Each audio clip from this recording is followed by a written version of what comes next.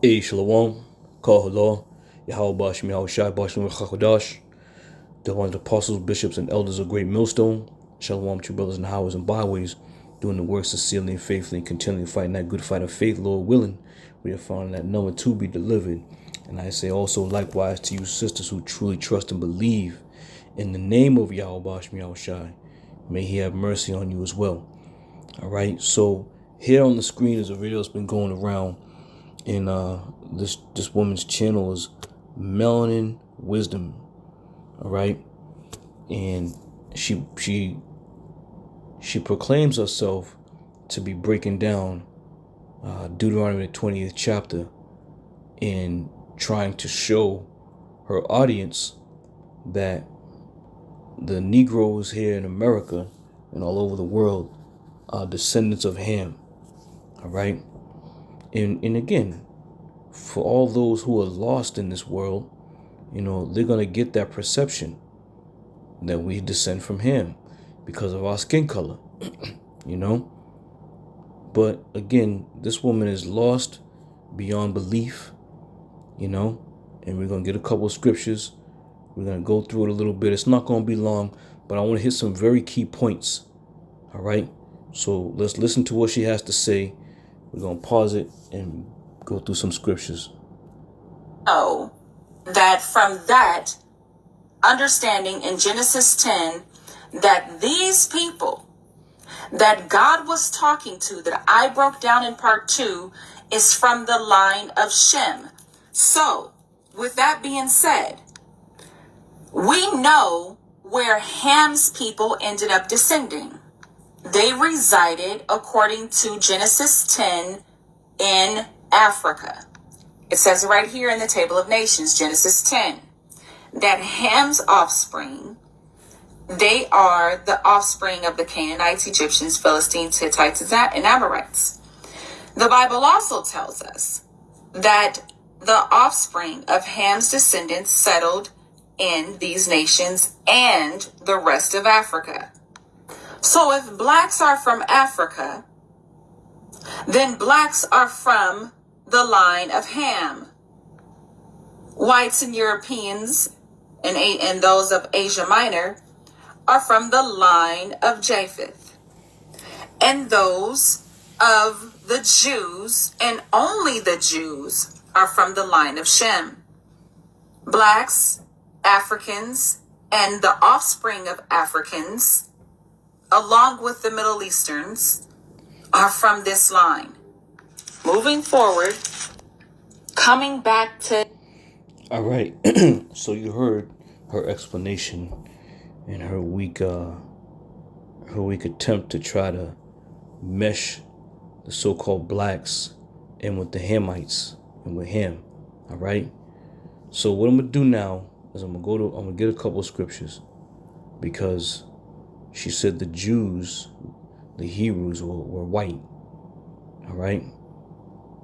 So let's start with this here. Let's start here. Go back. Alright, so I want to start at Exodus chapter 2, just so we can get a little understanding. And we understand that when you read the book of Exodus in the first few chapters, speaking about Moses, right? Now we know that Moses is a Hebrew Israelite. No doubt about that. All right. So let's stick on the point at the top with Moses, all right? So we're going to start at the top and read down. And it says, "And there went out a man of the house of Levi, and took to wife a daughter of Levi. And the woman conceived and bare a son. And when she saw him, that he was a goodly child, she hid him 3 months. And when she could no longer hide him, she took for him an ark of birthless bulrush, and daubed it with slime and pitch, and put the child therein. And she laid it in the flags by the river's brink. And his sister stood afar off, to wit what would be done with him." Now I want to keep in mind now his sister, because she's gonna play a part in this whole lesson. All right, continue on, verse 5. "And the daughter of Pharaoh came down to wash herself at the river. And her maidens walked along by the river's side. And when she saw the ark among the flags, she sent her maid to fetch it. And when she had opened it, she saw the child, and behold, the baby wept. And she had compassion on him and said, This one, Salagi, she had compassion and said, This is one of the Hebrews' child. All right. So now it's crystal clear that this child that they found on the river's brink was a Hebrew child. It was a Hebrew. All right. Let's continue on. And according to this woman, the Hebrews are white. Verse 7. Then said his sister to Pharaoh. Then he said his sister to Pharaoh's daughter, Shall I go and call thee a nurse of the Hebrew women, that she may nurse the child for thee? And Pharaoh's daughter said unto her, Go. And the maid went and called the child's mother. Verse 9. And Pharaoh's daughter said unto her, Take this child away and nurse it for me, and I will give thee thy wages. And the woman took the child and nursed it. Verse 10. And the child grew, and she brought him unto Pharaoh's daughter, and he became her son. And she called his name Moses. And she said, Because I drew him out of the water. All right. So again, I read down to verse 10 just to get the points of he's a Hebrew, his name is Moses, and he has a sister. All right. Those are the 3 points we want to take from Exodus chapter 2. Okay. So now let's jump over to Exodus chapter 4. All right. Exodus chapter 4. And we're going to read down from about I'm going to read down from, I'm going to start at 4. All right. I want to get right to the point. So I want to start at 4. This is Exodus 4:4. And it says, And the Lord said unto Moses, Put forth thy hand and take it by the tail. And he put forth his hand and caught it, and it became a rod in his hand. Verse 5. That they may believe that the Lord power of their fathers, the power of Abraham, the power of Isaac, and the power of Jacob have appeared unto thee. All right. So the groundwork is being laid here. Who we're talking about? We're talking about Moses being of the stock of Abraham, Isaac, and Jacob. All right. So that's clear now. So Moses being of the tribe of Levi, all right, because of his father, now is a descendant of the children of Israel. So let's continue on. Verse 6. And the Lord said furthermore unto him, Put now thy hand into thy bosom. And he put his hand into his bosom. And when he took it out, behold, his hand was leprous as snow. Now, this is the point. This is the point in the questions we're going to ask. If Moses was a Hebrew, and according to this woman, the Hebrews were white, why would the Lord do? How and why would the Lord do such a thing to a white man who's already white, and make his hand leprous, who's white? All right. Leprous meaning there was no melanin in his hand anymore. So I read verse 6 again, and it says, And the Lord said furthermore unto him, Put now thy hand into thy bosom. And he put his hand into his bosom, and when he took it out, behold, his hand was leprous as snow. All right. So the Lord has done something to Moses right now. He turned his hand leprous as snow. But as we keep reading, it's going to give you true understanding that whatever he did to his hand, he changed it from the original color back to the original color. He changed it from the original color and put it back to its original color. So let's read on to verse 7. And he said, put thy hand into thy bosom again. And he put his hand into his bosom again, and plucked it out of his bosom, and behold, it was turned again as his other flesh. All right. So if the Lord told Moses to put your hand in your bosom and he plucks it out, he takes it out, and it's leprous, it's white as snow, that means what? Moses had to have some type of melanin in his skin. All right. So now we're understanding that the lineage of Abraham, Isaac, and Jacob. All right. Now, the question again for this woman would be, did you ever stop to think that Noah and his family were black? They were dark-skinned people? Because she kept going on to say that the line of Ham, they dwelt in Africa. They were the dark-skinned people. And the Jews, who came from Shem, they were the white-skinned people. And then she went on to try to solidify the point that because Ham's descendants dwelt in Africa, that's where the difference is, and this is where the so-called black people derive from. All right? So, Moses having put his hand in his bosom, having plucked it out, it being white. Having put it back in his bosom, plucked it out, it returned the color of all his flesh. Now, if Moses was white, and he put his hand in his bosom, and his hand came out with no melanin, or white again, if you will, that wouldn't have been a shock to him. Okay? So going on, let's go down to let's go to Numbers right now. This is Numbers chapter 12. We're at Numbers 12, and let's jump down to let me see. I'm gonna start at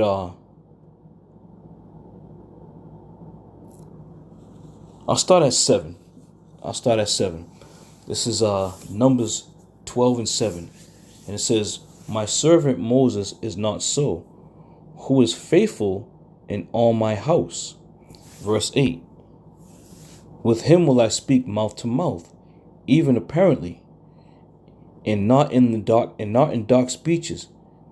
In this similitude of the Lord shall he behold. Wherefore then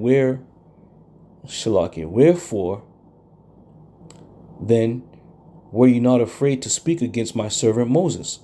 And the anger of the Lord was kindled against him, and he departed. And a cloud departed from off the tabernacle, and behold, Miriam became. Matter of fact, let me jump up a little bit to give a little more context here. You know what? I'm gonna start at 1. Salakia. I'm gonna start at 1. That way you can get the true context of what we're trying to, deliver right now. And it says, and Miriam and Aaron spake against Moses because of the Ethiopian woman whom he had married, for he had married an Ethiopian woman. Now, I want to speak on that as well, because, again, back at that time, and according to this woman, the Ethiopians were dark-skinned people. All right? So, Moses had married the Ethiopian woman. You don't see any depiction in any history book, any literature, anything, where you're seeing a white Moses with a black woman. Esau doesn't put it like that. He doesn't even, try to teach it like that. All right? Because this was all common information that these were dark-skinned people or dark or brown-skinned people.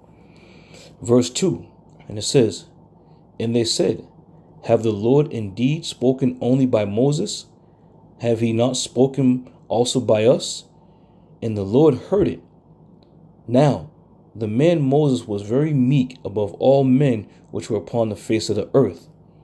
And the Lord spake suddenly unto Moses and unto Aaron and unto Miriam, Come out ye three unto the tabernacle of the congregation. And they three came out, and the Lord came down in a pillar of a cloud and stood in the door of the tabernacle and called Aaron and Miriam, and they both came forth. Verse 6. And he said, Hear now my words. If there be a prophet among you, I the Lord will make myself known unto him in a vision, and will speak unto him in a dream. My servant Moses is not so, who is faithful in all my house. With him will I speak mouth to mouth, even apparently, and not in dark speeches. And in similitudes of the Lord shall he behold. Wherefore then were ye not afraid to speak against Moses my servant Moses? And the anger of the Lord was kindled against them, and he departed. Verse 10. And the cloud departed off the tabernacle, and behold, Miriam became leprous, white as snow.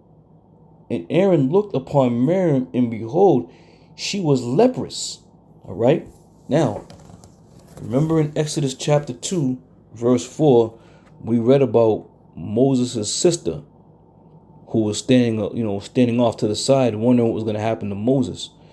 So this is that sister whom he was talking about. All right. So if Moses had a sister and the Lord just did what to her? She became leprous, white as snow. If he removed her melanin from off her skin, then he changed her to a different color, if you will. Likewise, when he took Moses and told him to put his hand in his bosom. So I'm bringing these points out to show that just because Ham had sons and they dwelt in Africa, that doesn't mean that the children of Shem, the line of Shem, was white people. They were dark-skinned people, man. Very clear. But when people read the scriptures, they'll go in and they'll just read at face value, and they'll just read what's there and not even begin to go into words, look up words, go into the etymology of words, which is something you definitely have to do. All right? And chances are this woman never even read anything else. She heard brothers speaking about Deuteronomy 28 and decided to just delve right in, not knowing there's a whole heap of ammunition that's going to come up against her for her just trying to, drive a point home that we're not the true Hebrew Israelites. Because according to her, the true Hebrew Israelites are white people that are living in a different land, and we are descendants of Shem. We are the descendants of Ham, right? We are the descendants of Ham, and we live in Africa, and that's the bottom line.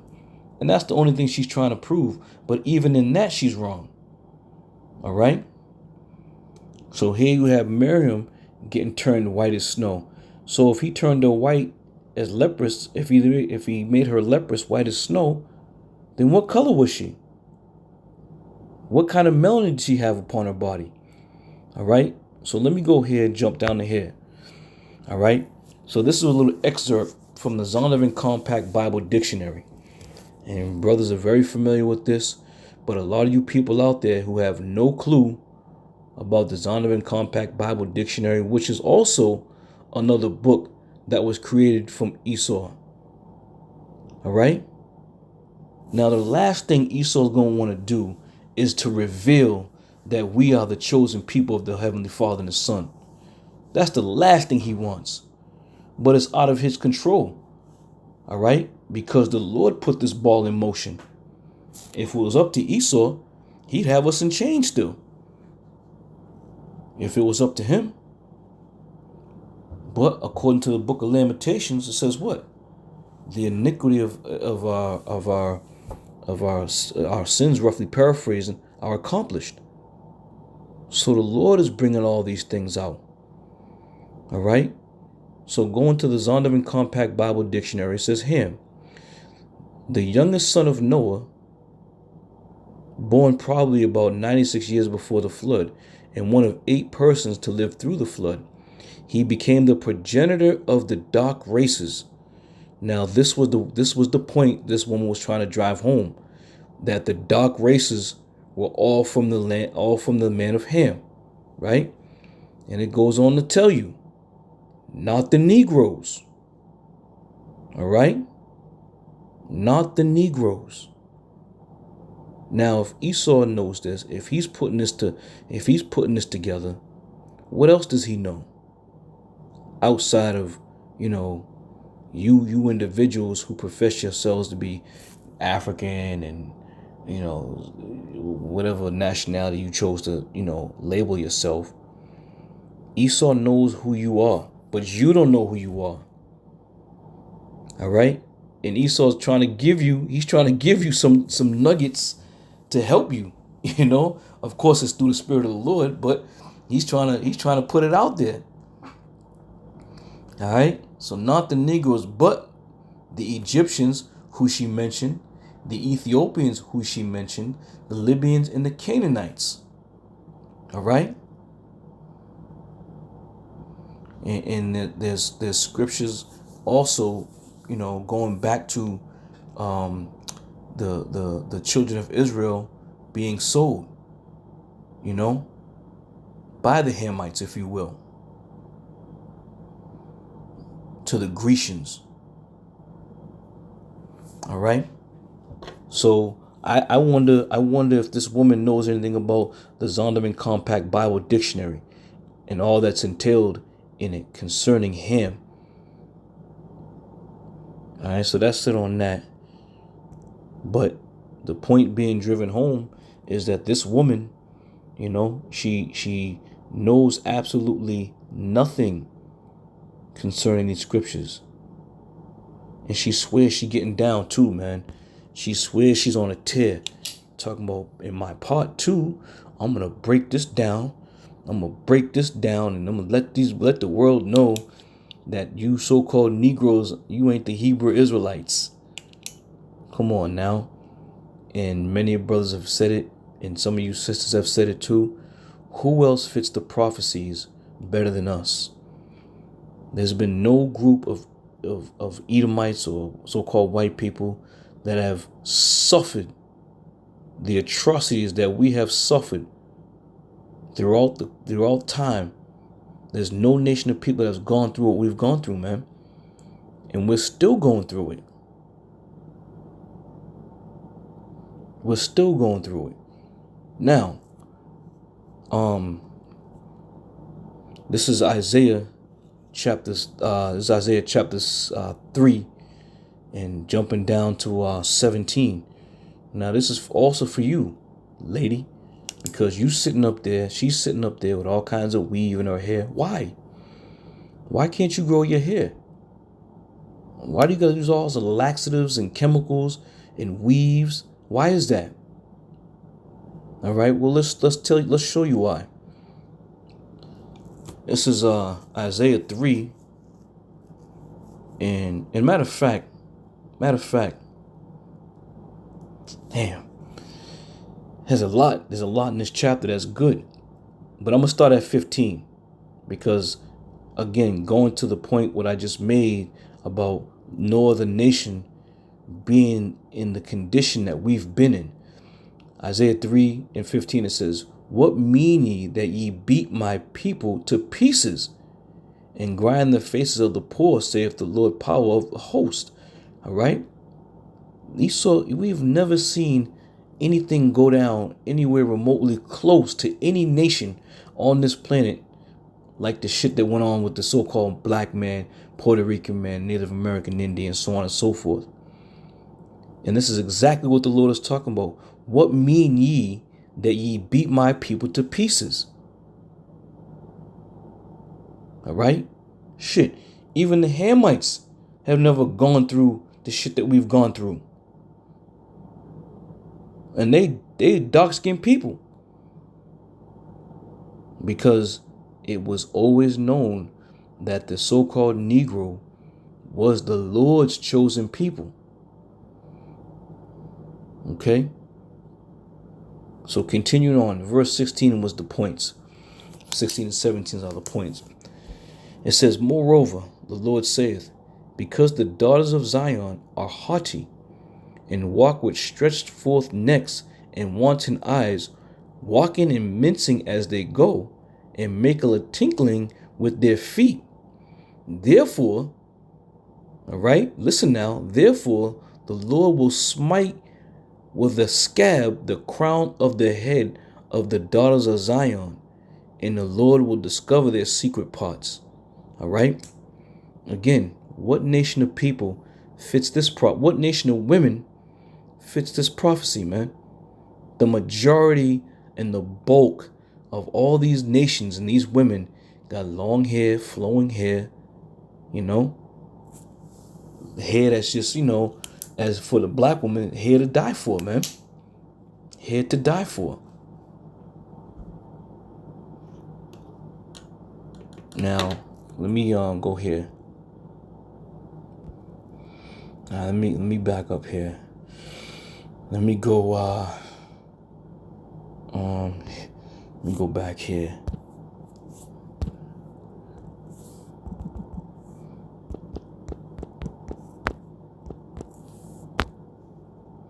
All right.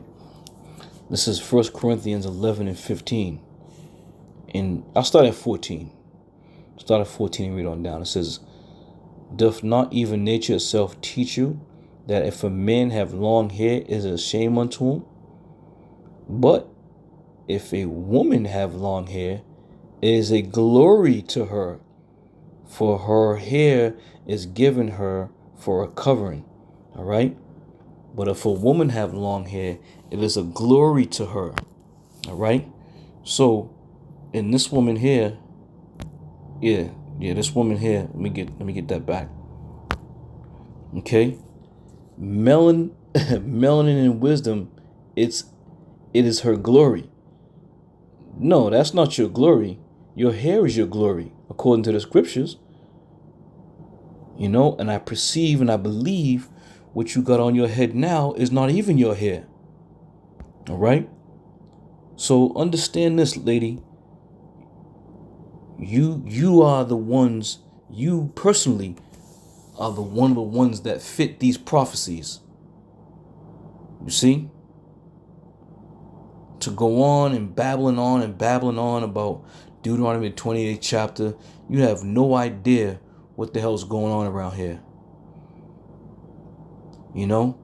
I would implore you to go to a Hamitic nation and ask them about the so-called Negroes over here in America, and they're going to tell you who they are, and they're going to tell you they ain't our people. All right?